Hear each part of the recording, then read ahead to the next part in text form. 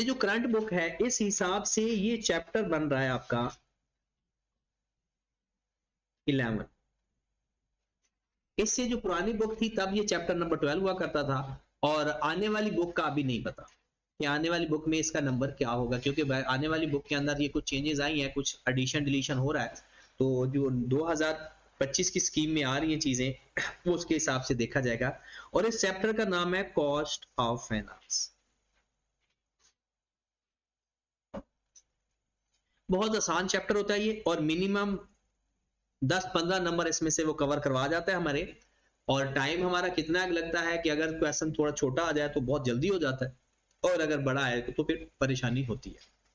Cost of finance में सबसे पहले तो हम वही बात लिखेंगे कि हमारा फाइनेंस कौन से है। एक हमारे पास है इक्विटी फाइनेंस, जिसे आप क्या बोलते हो, इक्विटी कैपिटल, और एक अब हमारा है डेट कैपिटल। इक्विटी कैपिटल और डेट कैपिटल।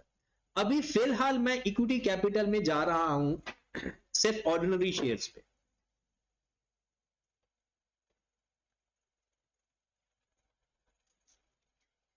अगर हम ऑर्डिनरी शेयर इश्यू करते हैं, ऑर्डिनरी शेयर्स के लिए दो लोग होते हैं, एक है इन्वेस्टर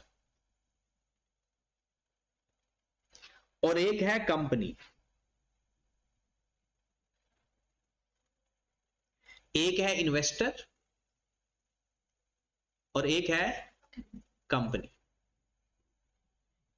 जो इन्वेस्टर भाई साहब है, अगर वो शेयर खरीदेगा या बेचेगा, भी खरीदने वाला है। इन्वेस्टर का लफ्जी मतलब ही क्या है, वो पैसा लगा रहा है, मतलब पैसा दे रहा है, तो उसको जो पैसा देने के बदले पैसा मिलेगा वो उसके लिए कॉस्ट नहीं होगा बल्कि रिटर्न होगा।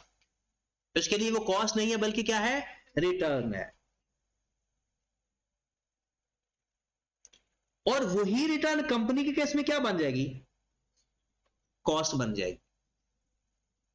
अब जो इन्वेस्टर है वो याद रखें हमेशा प्री टैक्स रेट इस्तेमाल किया करेगा जब भी रेट ऑफ इंटरेस्ट इस्तेमाल किया करेगा। इन्वेस्टर, आपको पता है इन्वेस्टर को फाइनेंस कॉस्ट डिडक्शन वाली बात नहीं आ जाती, ये तो उसकी इनकम है, ये तो एक्सपेंस है ही नहीं। तो इस पर जब भी वो रेट अप्लाई करेगा प्री टैक्स रेट अप्लाई करेगा। हमने इन्वेस्टर की वैसे काम नहीं करना, हमने मेन काम किसका करना है, कंपनी का करना है, क्योंकि हमने तो कंपनी की फाइनेंसिंग देखनी होती है। लेकिन इन्वेस्टर की फाइनेंसिंग देखनी पड़ जाए तो इन्वेस्टर के लिए वो रिटर्न होगा, और वो रेट भी कौन सा इस्तेमाल करेगा, तो ये वाला कौन सा रेट इस्तेमाल करेगा, पोस्ट टैक्स रेट। उसके बाद अगर किसी को आइडिया है कि रिटर्न क्या क्या हो सकता है, इन्वेस्टर को क्या क्या मिलेगा, डिविडेंड मिलेगा, और क्या मिल सकता है, कैपिटल गेन। ये जो कैपिटल गेन है ये कैसे मिलेगा, शेयर्स को बेच के, शेयर्स को बेच के। और कंपनी को कौन कौन सी कॉस्ट पड़ सकती है, डिविडेंड, क्योंकि कंपनी डिविडेंड पे करेगी, और इश्यूएंस कॉस्ट।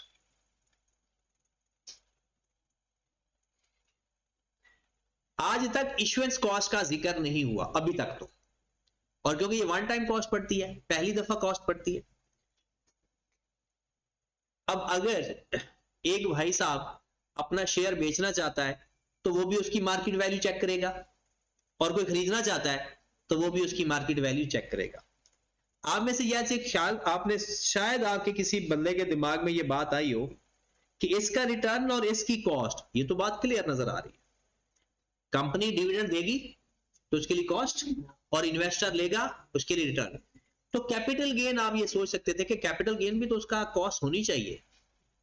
भला क्यों, क्योंकि ये शेयर्स उसने बेचने हैं, कंपनी को नहीं बेचने। इन्वेस्टर ने शेयर बाहर बेचने हैं, मार्केट के अंदर बेचने हैं, ऑर्डिनरी शेयर्स हैं। वैसे एक रिडेम्पशन ऑफ शेयर कैपिटल का कॉन्सेप्ट है, लेकिन वो तो हमारे सिलेबस में खत्म हुआ, वैसे नहीं खत्म हुआ। तो रिडेम्पशन हो जाती है, लेकिन फिलहाल हम जो ओरिजिनल पढ़ेंगे तो इन दोनों को इग्नोर करके पढ़ेंगे, क्योंकि ये अभी तक ना बस बताया हुआ है लेकिन ये हमारे सिलेबस में है नहीं। तो हमने अगर इन्वेस्टर के पॉइंट ऑफ व्यू से फाइंड करना है तो रिटर्न ऑन इक्विटी फाइंड करेंगे, और अगर कंपनी के पॉइंट ऑफ व्यू से पढ़ना है तो बोलेंगे कॉस्ट ऑफ इक्विटी। तो इसका मतलब है रिटर्न ऑन इक्विटी और कॉस्ट ऑफ इक्विटी एक तरह के, रिटर्न ऑन इक्विटी और कॉस्ट ऑफ इक्विटी एक ही चीज मानी जाएगी, क्योंकि इसमें ये चीज दोनों तो इग्नोर कर दी है। इन्वेस्टर का डिविडेंड रिटर्न है और कंपनी के लिए डिविडेंड कॉस्ट है, तो हमें किस रेट के साथ डिविडेंड पे करना पड़ रहा है और वो डिविडेंड रिसीव कर रहा है। तो अगर मैं बात करूं रिटर्न ऑन इक्विटी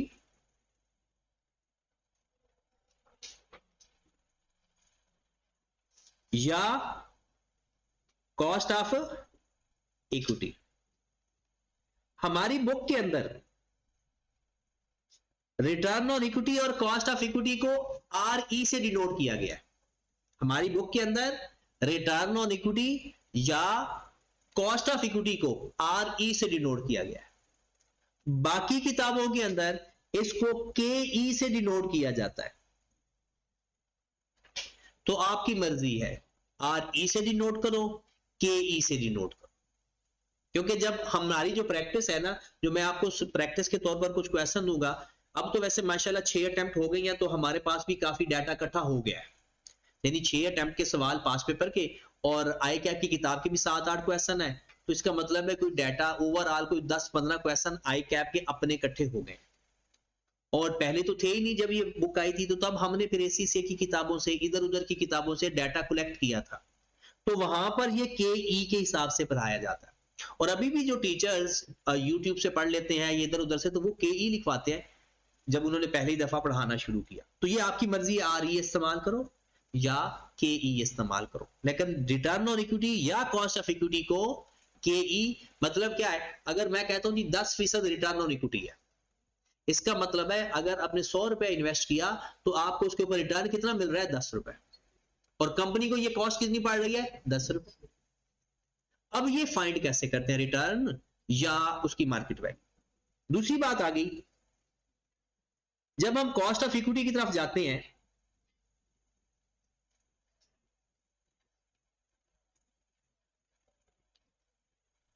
या रिटर्न ऑन इक्विटी की तरफ जाते हैं, तो हमारे पास 3 मेथड आते हैं।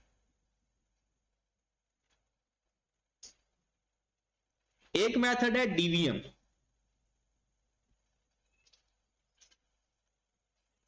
Dividend valuation method,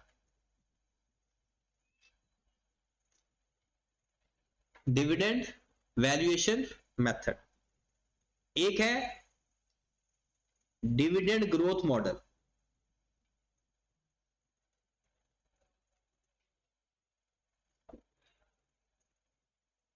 dividend growth model. एक है कैपम, कैपिटल एसेट प्राइसिंग मॉडल।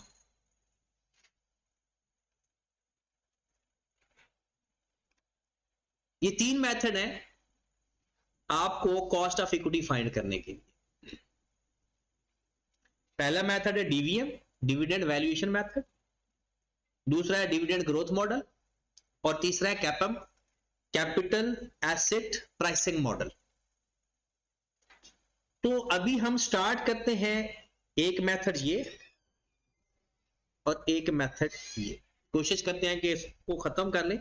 वैसे तो ये तीनों भी अभी हो सकते हैं क्योंकि इतना ज्यादा कोई टारगेट वाली बात नहीं है। अगर हम चलते हैं डिविडेंड वैल्यूएशन मेथड के जरिए,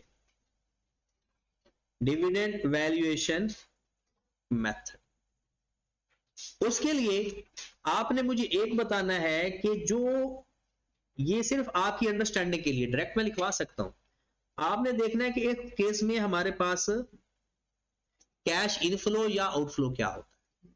क्या होता है जी, डिविडेंड होता है, मतलब आप डिविडेंड ले रहे हो तो आपके लिए कैश इनफ्लो है, और अगर दे रहे हो तो आपके लिए कैश आउटफ्लो है। और आपको पता है कि मार्केट वैल्यू के अंदर या फाइनेंस के अंदर कैश फ्लो ही मेन इंपॉर्टेंट बात है। अब ये जो डिविडेंड है अगर है हर साल का कांस्टेंट, फिक्स नहीं कहना चाहिए क्योंकि फिक्स तो उसके अंदर होता है, कांस्टेंट,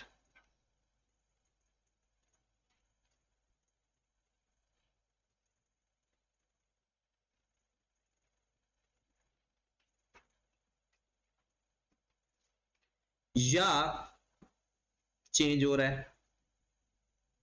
अगर तो हो रहा है कांस्टेंट तो आपने मेथड इस्तेमाल करना है डीवीएम। अगर वो ग्रो हो रहा है, चेंज हो रहा है, नेगेटिव ग्रोथ भी हो सकती है, पॉजिटिव ग्रोथ भी हो सकती है, तो फिर आपने इस्तेमाल करना है ग्रोथ मॉडल। अब अगर कांस्टेंट डिविडेंड है, कांस्टेंट कैश फ्लो है, तो बताए कंपाउंड इंटरेस्ट लगाना चाहिए या एन्युटी लगाना चाहिए? कांस्टेंट कैश फ्लो है, एन्युटी। कांस्टेंट कैश फ्लो है तो एन्युटी। अब लाइफ भी नहीं है, आपको पता है कंपनी की लाइफ कितनी होती है? कंपनी की लाइफ अनडिफाइन होती है, और जब अनडिफाइन हो तो परपेचुटी में हम चले जाते हैं, जब अनडिफाइन हो तो परपेचुटी में चले जाते हैं। तो अगर आपने डीवीएम मेथड के जरिए अगर फाइंड करनी है मार्केट वैल्यू ऑफ शेयर, क्या फाइंड करना है? मार्केट वैल्यू ऑफ शेयर, तो आपके पास फार्मूला होगा। मैं वैसे ये फार्मूला ये अभी ग्रीन लिखवा रहा हूं, ये आपका फार्मूला नहीं है। P is equal to r over i, is equal to r over i. याद आया ये फार्मूला थोड़ा बहुत? ये परपेचुटी का फार्मूला होता है। मैंने कल आपको एक बात कही थी और आने वाले दिनों में भी करता रहूंगा कि जिंदगी में, प्रैक्टिकल लाइफ में या पेपर के अंदर, अगर आपने किसी भी चीज की मार्केट वैल्यू फाइंड करनी है ना, उसकी प्रेजेंट वैल्यू फाइंड करनी है, और ये फिर आप पर डिपेंड करेगा कि किस मेथड से प्रेजेंट वैल्यू फाइंड करनी। अगर एक कांस्टेंट कैश फ्लो है, या एनुअली लगाएंगे या परपेचुअली लगाएंगे। परपेचुअली कब लगेगा? जब लाइफ अनडिफाइन है, और अगर लाइफ डिफाइन है तो एनपी का फार्मूला लग जाएगा। तो आपके पास ये फार्मूला आपने इस्तेमाल करना है, और आपका ये फार्मूला मैं लिखने किस अंदाज में लगाऊं? Market value is equal to D over R E. Market value is equal to D over R E. Market value किसकी है? ये शेयर की, मतलब मार्केट वैल्यू आज की वैल्यू। कैसे मार्केट वैल्यू आएगी? उससे कैश फ्लो कितना होगा। अब कैश फ्लो उसका क्या है? Dividend. R E stand for return on equity, या इसकी जगह हम क्या लिखेंगे? पूरी दुनिया वैसे के ई लिखती है, पता नहीं आई कैप ने अपनी किताब में आर ई क्यों लिख दिया, तो आप जो मर्जी इस्तेमाल कर लें, कोई प्रॉब्लम वाली बात नहीं है। ठीक है, अब आप कहेंगे सर आपने तो मार्केट वैल्यू फाइंड करवा दी, हमने तो कॉस्ट ऑफ इक्विटी फाइंड करना था, तो क्या इस फार्मूले के अंदर कॉस्ट ऑफ इक्विटी नहीं है?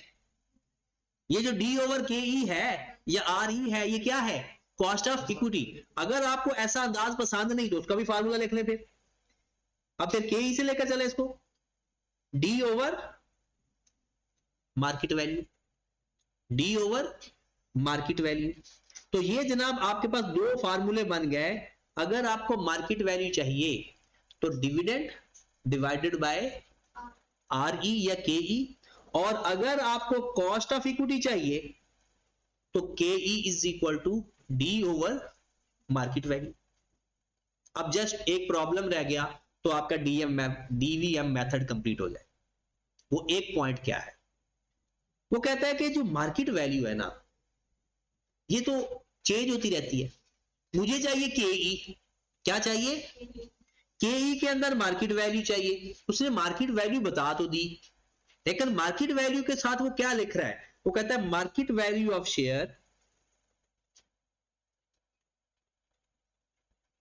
Market value of share is ₹120 come dividend. या वो लिख देता है market value of share is ₹120 x dividend, और साथ लिख देता है इसके अंदर भी डिविडेंड पर ईयर या एनुअल इज ₹4 पर शेयर। दोनों केसेस में ये क्या देता है, डिविडेंड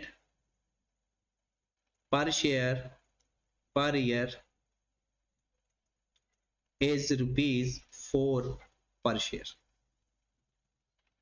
ये सवाल दे देता है और हमसे क्या पूछता है, कहता है जी मुझे इसका ना कॉस्ट ऑफ इक्विटी फाइंड कर देंगे। ये दो सवाल है। अब इन दोनों सवालों में एक छोटी सी प्रॉब्लम है कि यहां पर लिखा हुआ है 120 एक्स कम डिविडेंड, और ये क्या लिखा हुआ है 120 एक्स डिविडेंड। अब जब हम मार्केट वैल्यू फाइंड करेंगे, हमें formula cost of equity find करेंगे। क्या फार्मूला कॉस्ट ऑफ इक्विटी का, K is equal to D over market value, D over market value. तो क्या आंसर आ गया इसके हिसाब से, डी कितना है 4 और मार्केट वैल्यू क्या है मल्टीप्लाइड बाय 100 से। क्यों मल्टीप्लाई किया, जब रेट फाइंड करते हैं ना, किसी भी चीज का रेट फाइंड करते हैं वो 100 से ही मल्टीप्लाई किया जाता है। हाँ जी, कितना आंसर आ गया 3.33%। अब मैं यहां पर भी फार्मूला लिखने लगा हूं, मुझे यहां पर भी के ई चाहिए। मैंने इसका फार्मूला लिखा डी ओवर मार्केट वैल्यू, और यहां पर मैंने लिखा 116 डिवाइडेड बाय 4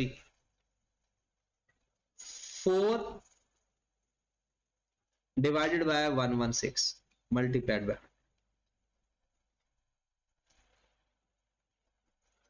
दोनों में आंसर कितना आ गया इसका 3.45%।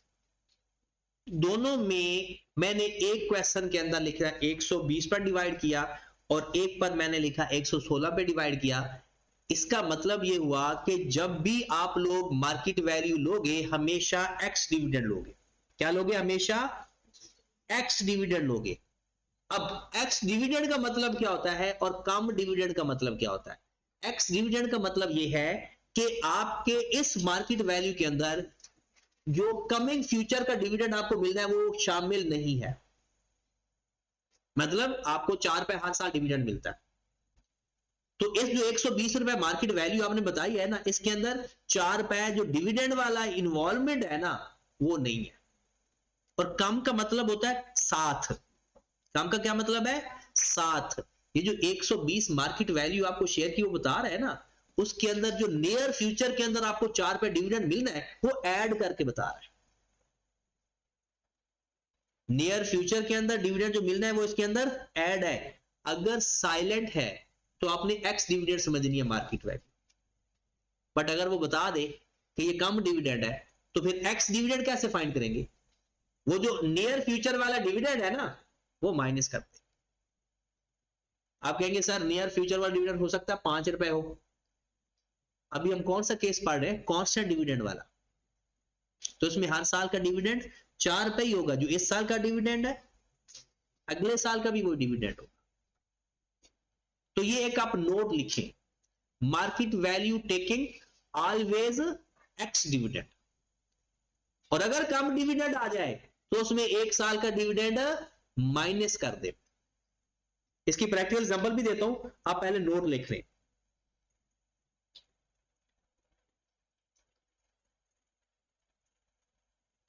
मेरे पास एक फार्मूला है मार्केट वैल्यू का डी ओवर के ई, और एक मेरे पास फार्मूला है K is equal to D over market value, और एक मैंने बात बताई कि market value taken always ex dividend. अगर साइलेंट है, ये बात लिख लें, अगर साइलेंट है तो वो एक्स डिविडेंड कंसीडर होगा, और अगर कम डिविडेंड बताया है तो 1 साल का डिविडेंड उसमें से माइनस कर देंगे। अब इसकी प्रैक्टिकल एग्जांपल देता हूं। आपने आज शेयर बेचना है और शेयर की मार्केट वैल्यू कम मार्केट में चल रही है 116 रुपए, और डिविडेंड डिक्लेयर होना है या अप्रूव होना है या शेयर होल्डर को मिलना है आफ्टर 15 डेज, 15 दिन के बाद आप डिविडेंड मिल जाना। तो एक बंदा आपसे शेयर खरीदने आया, आपने कहा जी 120 रुपए, कहेगा यार लोग तो 116 का दे रहे हैं, कहते यार इसमें ना 15 दिन बाद डिविडेंड मिल जाना है जो कि मेरा हक बनता है, वो तो 4 रुपए आपको वापस मिल जाएंगे क्योंकि तब तो आप शेयर होल्डर होंगे। तो मैं ना वो डिविडेंड ऐड करके बता रहा हूं, तो बेसिकली 116 का ही है, तो वो मैं डिविडेंड भी 1 साल का ऐड कर रहा हूं, तो 1 साल 10 दिन बाद या हफ्ते बाद आपको वो पैसे मिल तो जाने वापस, तो वो आपके लिए 116 के पड़ेगा। तो लेकिन तो इसका मतलब वो शेयर की मार्केट वैल्यू फिर 120 नहीं थी, शेयर की मार्केट वैल्यू क्या थी, 116 ही थी, 4 रुपए तो वो डिविडेंड ऐड कर चुका उसके अंदर। तो जब भी ऐसी सिचुएशन आए कि आपको डिविडेंड एक्स डिविडेंड गिवन हो या साइलेंट हो तो डायरेक्ट ले लेना है, और अगर कम डिविडेंड हो तो 1 साल का डिविडेंड, और कौन से साल का, कमिंग ईयर का, फ्यूचर ईयर का, करंट का नहीं फ्यूचर ईयर का माइनस कर दे। यहां तक क्लियर हो गया। और मेरा नहीं ख्याल कि इसके हमें सवाल करने की जरूरत है फिलहाल, क्योंकि इसके सवाल क्या करेंगे, अगर आपने करना भी आया तो हम एक क्वेश्चन लिख देते हैं। कहते हैं कि जनाब company is zero gearing,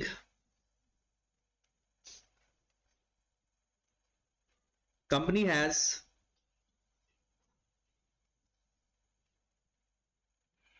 1 million number of shares, constant annual dividend is rupees 7.5 per share,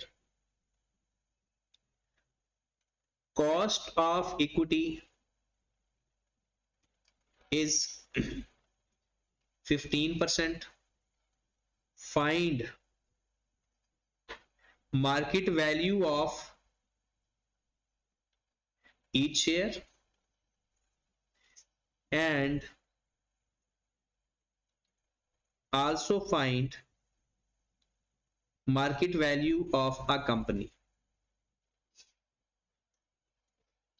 A company is zero gearing, has 100,000 number of shares, constant annual dividend is 7.5 per share, cost of equity is 15%, market value of each share, and also find market value of the company, या simple भी वो कह सकता है value of the company. तो सबसे पहला part तो आप हल कर ही सकते हैं ना, market value of each share, ये आप फाइंड करें।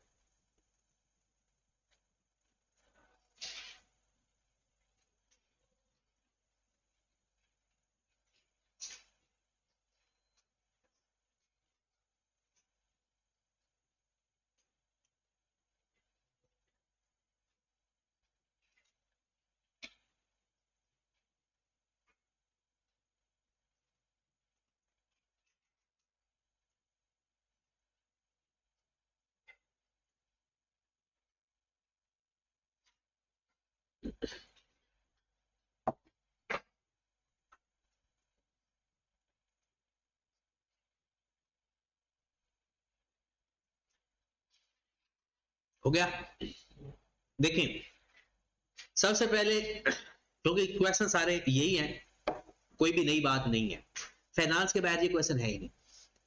मतलब आपका जो न्यूमेरिकल पोर्शन है ना, मैंने आपको पहले भी बताया था, एक चैप्टर आपका FR 1 का है, एक चैप्टर आपका कॉस्ट अकाउंटिंग का है, एक चैप्टर आपका QM का है।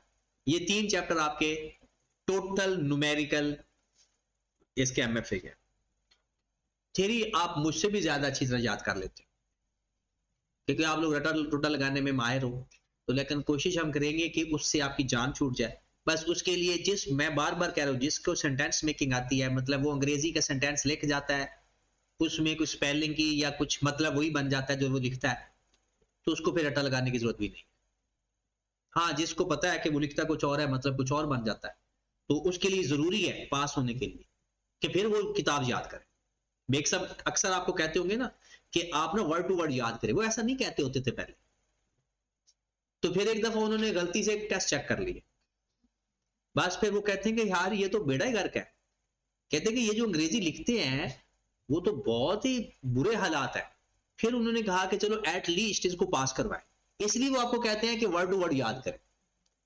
वो पहले कभी भी नहीं कहते होते थे, बल्कि इस चीज के सख्त खिलाफ होते थे कि वर्ड टू वर्ड याद करने के।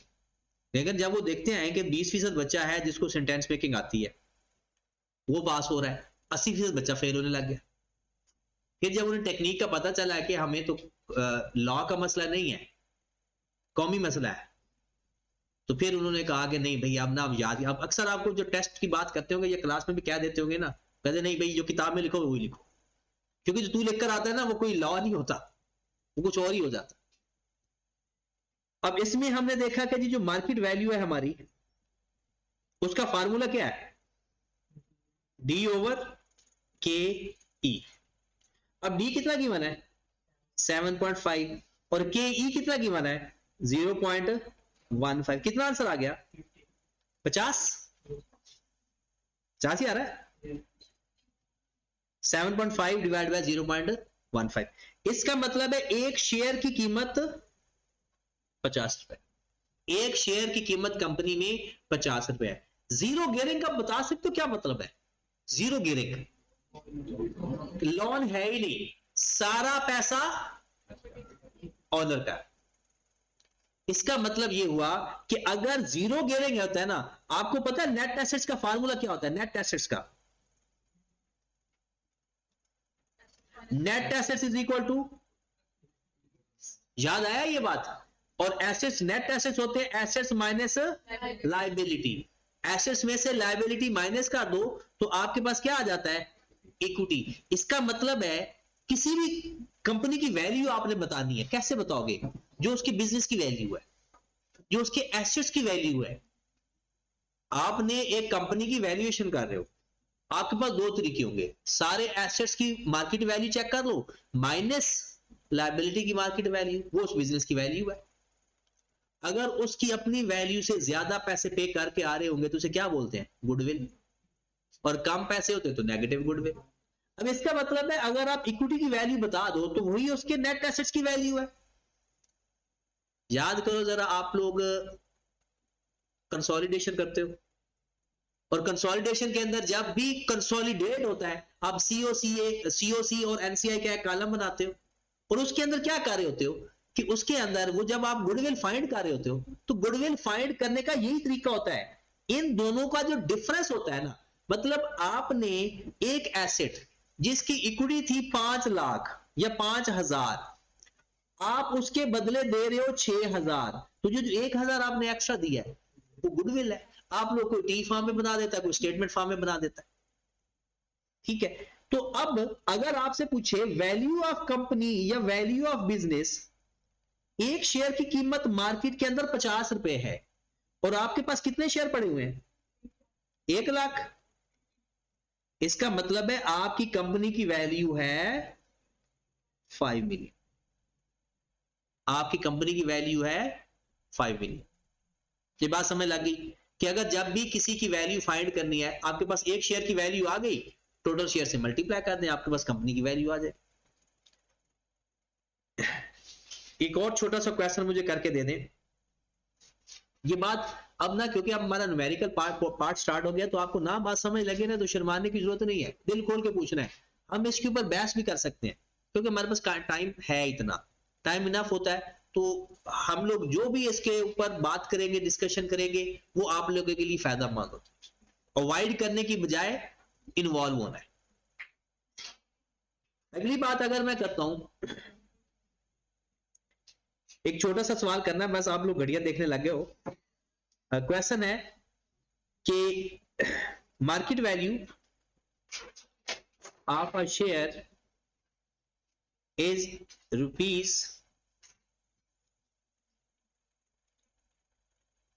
₹700